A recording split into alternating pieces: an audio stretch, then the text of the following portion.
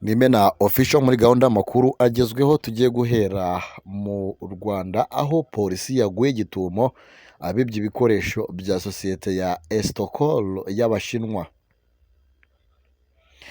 Muhanga, polisi yo mu karere ka Muhanga yafashe abagabo babiri bakurikiranyweho kwiba ibikoresho byo kubaka umuhanda.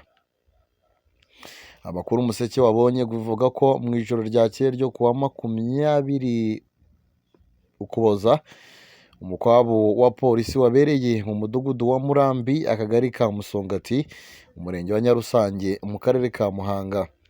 Amakuru avuga ko mu bafashwe bakekwaho ubujura ari uwitwa Iradukunda Samuel w'imyaka 24 y'amavuko ndetse na mugenzi we Muhenzi w'imyaka 43 y'amavuko.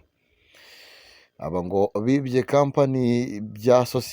ibikoresho bya kampani ya Estocol y'Abashinwa ikora umuhanda wa kaburimbo Karongi Muhanga. Ibyuma 45 bya ferabeto, imifuka 15 ya sima ndetse na litiro 160 z'amavuta y'imodoka. Uwaduhaye amakuru yagize ati bakibafata babasanganye litiro 20 za mazutu, ariko babagejeje aho bacumbitse basanga izindi litiro 140 bibye. Ati cyakora bamwe mu baturiye uyu muhanda Abashinwa bakora bavuga ko ubujura bumaze igihe bukorwa na bamwe mu bakozi ba kampani, bakavuga ko bamwe mu bahakora basa n'abagize umwuga kuko no mu bashoferi batwara ibinyabiziga by'iyi kampani birirwa bavoma lisansi n'amazutu mu majerekani bakayigurisha muri kariya gace. Bakizera ko ubwo inzego z'umutekano zabihagurukiye hagiye gufatwa n'abandi bihishe inyuma y'ubujura n'ibikoresho byo kubaka umuhanda. Umunyamabanga nshingwabikorwa w'umurenge wa Nyarusange Ndayisaba Aimable avuga ko nta makuru menshi afite y'abo bakekwaho ubujura kubera ko operasiyo yakozwe na polisi inzego z'ibanze zidahari. Ati gusa twamenye ko abo bombi batawe muri yombi. Ndayisaba akavuga ko abakekwaho ubujura ari abakozi basanzwe bakorera kampani y'Abashinwa. Umuvugizi wa polisi mu ntara y'Amajyepfo SP Emmanuel Habiyaremye yabwiye umuseke ko aya makuru ari impamo kandi ko abo bagabo babiri bafungiye kuri polisi yo mu karere ka Muhanga. Ati ibikoresho bafatanywe bifite agaciro ka miliyoni 1 y'u Rwanda. Umuvugizi wa polisi yasabye abaturage bafite iyo ngeso yo kwiba kuyireka kuko polisi ni maso kandi ko abakora ibyaha batazayicika.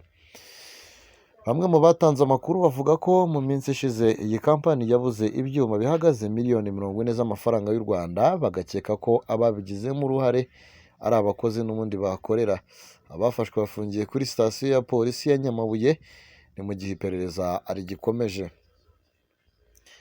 Turacyari mu makuru hano Kumena official, tugiye gukomereza ni kuri no nkuru kabisa, inkuru isohotse mu kanya katambutse, aho inkuru igira ati niba bashaka kumenya aho abasirikare bacu bari bazambaze. Uwo ninde? Ni Generali Inkubito.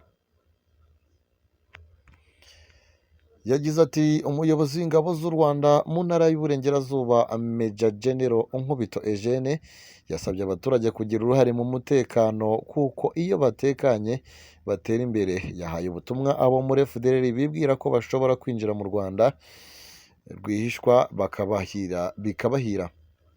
Avuze ko nta mutekano wabaho hatari iterambere kandi ko nta terambere ryabaho hatari umutekano kuko byombi byuzuzanya. Hari mu nama guverineri mushya w'intara y'Uburengerazuba Jean Bosco Ntibitura n'abandi bayobozi bagiriye mu kibaya kiri ku rubibi rw'u Rwanda na Congo Kinshasa mu karere ka Rubavu mu murenge wa Busasamana. Ibiganiro byabereye mu murenge wa Busasamana mu kagari ka Gasiza umudugudu wa Mashinga ni kuri uyu wa kane tariki ya 19 Ukuboza 2024. Major General Inkubito yasabye abaturage kugira uruhare mu gucunga umutekano w'igihugu, harimo kwitabira irondo no kutarebera abashobora guteza umutekano muke. avuze ko muri Busasamana na Cyanzarwe hakunze kubera ibikorwa byo kwambuka bakajya muri Kongo banyuze mu nzira zitemewe, akavuga ko bene izo nzira banyuramo hari n'abava muri Kongo baje guhungabanya umutekano w'u Rwanda. Uretse kwambuka bajya muri Kongo, General Nkubito yanavuze ko abajya kugurirayo amatungo nabyo bitemewe kimwe no gukora magendu. Yagize ati abantu barwana no gukira bakajya kuzana ibintu hakurya hariya bagaca mu nzira zitemewe bikavamo kuba byavamo n'ibyago bimeze gutyo. Gukora magendu ntabwo byemewe, ariko gucuruza biremewe. Ayo maduka aremewe, ariko ayo maduka agomba kujyamo ibintu byemewe byaje mu buryo bwemewe. Yavuze ko abambuka rwihishwa baha icyuha bashaka guhungabanya umutekano w'igihugu, ndetse ko na kubatandukanya bigoye. Major General Nkubito yavuze ko abaca amagendu ntibafatwe n'abacengezi bahaca, bityo abaturage bagasabwa kwirinda kujya muri ibyo bikorwa. Ati ntabwo tuzareka kubivuga na gake, tuzakomeza kubivuga turwana nabyo mpaka ababikora babyumvise bakabireka kuko ari bibi. Yavuze ko hari abo muri FDLR bagiye bafatwa baje mu Rwanda rwihishwa, nubwo hari bake. Yasabye bene abo kuva muri Kongo Kinshasa bakaza mu Rwanda kuko rubakira. Yavuze ko abafashwe bavuze ko babaga baje kuneka aho abasirikare bari. Major General Nkubito ati abo muzababwire bambaze aho turi, ndababwiza ukuri, niba bashaka kumenya aho abasirikare bacu bari nibaze bambaze, nashaka anyandikire ubutumwa ati wambwira aho muri, namusubiza ngo turaha naho turi, ntabwo twishe, ariko bareke kwangiza abaturage.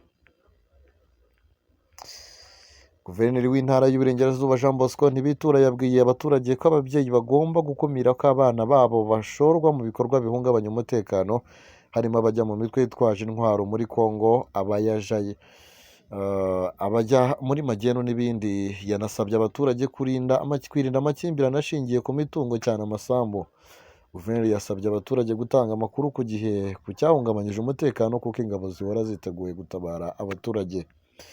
Muri kariya gace k'ikibaya kari ku rubibi rwa Repubulika ya Demokarasi ya Kongo n'u Rwanda hakunze kubera ibikorwa bihungabanya umutekano, ndetse mu gihe gishize hari umuturage wishwe n'abantu bavuye muri Kongo bamutwara amatungo yagizwe n'ihene. Hari n'umuturage wibwe inka zijyanwa muri Kongo.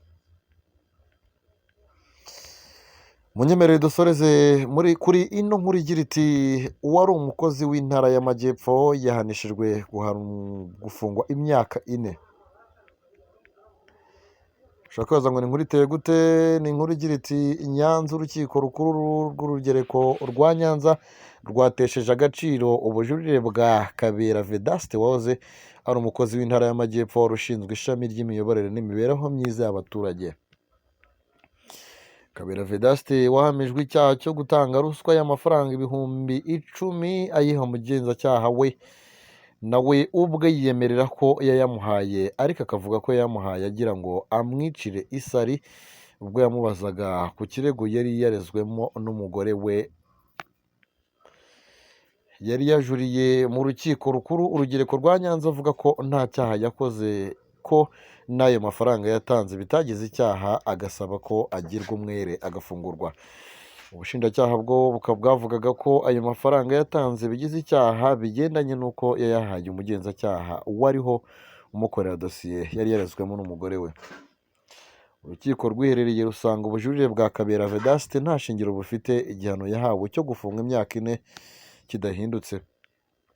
Umwe mu banyamategeko wakurikiranye urubanza rwa Kabera Vedaste yabwiye Umuseke ko nta handi yatanga ubujurire bwe kereka ahawe imbabazi na Perezida wa Repubulika, naho ubundi igihano yahawe agomba kukirangiza. Kabera Vedaste yatawe muri yombi mu mwaka wa 2024. Imirimo yari afite yamaze kuyikurwamo by'agateganyo, asimbuzwa undi mukozi w'intara y'Amajyepfo witwa Gato Sylvain. Kabera afungiye mu igororero rya Muhanga, aho agomba gufungwa imyaka 4 akanatanga ihazabu y'amafaranga ibihumbi 40. Aha ngaha dusoreje amakuru twari twabateguriye ay'uno munsi, nizera ko yabagendekeye neza, mukomeze mugire ibihe byiza cyane, bayi bayi.